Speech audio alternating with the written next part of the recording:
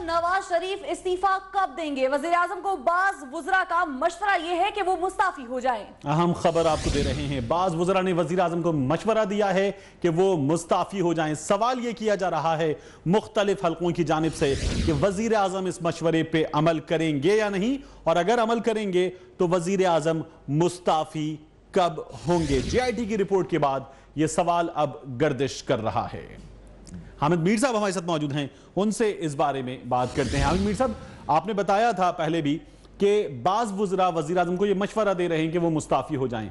इस मशवरे पर वज़ीर-आज़म का रद्द-ए-अमल क्या है, इस बारे में मालूम हुआ? देखिए, वज़ीर-आज़म ने किसी की बात नहीं सुनी और फिर अभी शाम को जो 4 वुज़रा ने प्रेस कॉन्फ्रेंस की, इलॉजिकल किस्म की दलीलें दे रहे थे। उस प्रेस कॉन्फ्रेंस में उन्होंने वज़ीर-आज़म के मौक़िफ़ की रिप्रेजेंटेशन की है और वो लगता यही है कि वज़ीर-आज़म इस्तीफ़ा नहीं देंगे।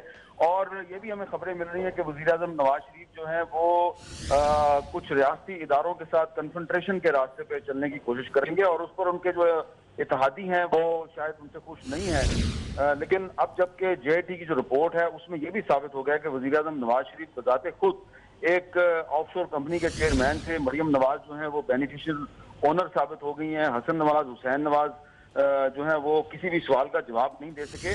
तो अब अगर इस सूरत हाल में नवाज शरीफ साहब जो है वो मैं ना मानू का रवैया अख्तियार करेंगे और वजारत उज़्मा की कुर्सी पे बैठे रहेंगे बल्कि उससे चिमटे रहेंगे, तो उससे उनको नुकसान नहीं होगा बल्कि मुस्लिम लीग नून को नुकसान होगा और अल्टीमेटली इसका जमहूरी सिस्टम को भी नुकसान हो सकता है। लेकिन हमने देखा है कि वो रियासती इदारे जिनके साथ नवाज शरीफ साहब कन्फ्रंटेशन के जरिए सियासी शहीद बनना चाहते थे, उन्होंने रिस्ट्रेंट का मुजाहरा किया और उन्होंने मुहाजराई की पॉलिसी इख्तियार नहीं की। ट्वीट वापस ले ली गई। उस वक्त बहुत बातें की गई थी कि जी ट्वीट वापस क्यों ली गई है, लेकिन वक्त और हालात ने साबित किया कि ट्वीट वापस लेने का फैसला बिल्कुल दुरुस्त था।